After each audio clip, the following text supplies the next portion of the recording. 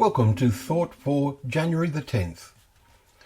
Our readings are taken from Genesis 19, Psalm 22 and Matthew chapter 12. And our thought is, so will it be. Today's chapter in Matthew 13 is full of Jesus' parables, 8 in all.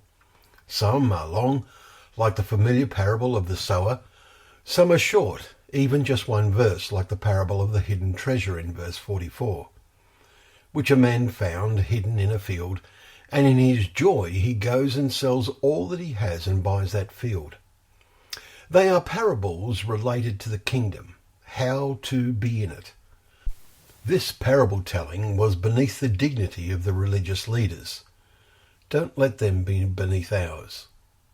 Combined and with many other scriptures, they show that a heavenly kingdom is coming on earth, which will replace the kingdoms of men that presently dominate life on earth.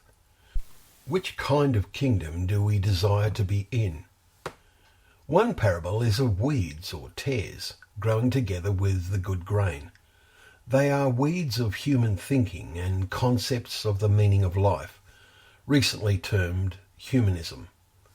We understand that only when it is near harvest time is it easy to distinguish which is which.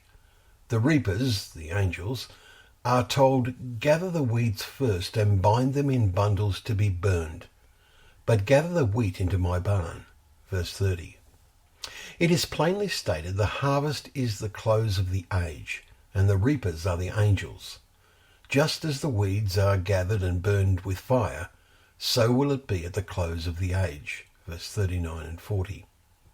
Another parable is about fishing with a large net. When it was full, men drew it ashore and sat down and sorted the good into containers, but threw away the bad. So will it be at the close of the age. Verses 48 and 49. The meaning of these parables is plain. We have just about reached the evil climax of the world, and whereas there was only one devil among the 12 disciples in John 6 verse 70 of Jesus, they abound today teaching what Jesus did not teach, and sometimes making a good profit out of doing so. Reading on in verse 49 is, at the close of the age the angels will come out and separate the evil from the righteous and throw them into the fiery furnace. In that place there will be weeping and gnashing of teeth. Do you remember how, when the disciples asked Jesus to explain the parable of the sower, the explanation he gave of the seed thrown among the thorns? Jesus said, "This is the one who hears," or reads, the word. "But the cares of the world, the deceitfulness of riches choke the word." Verse 22. And how true that is now. May that not include us.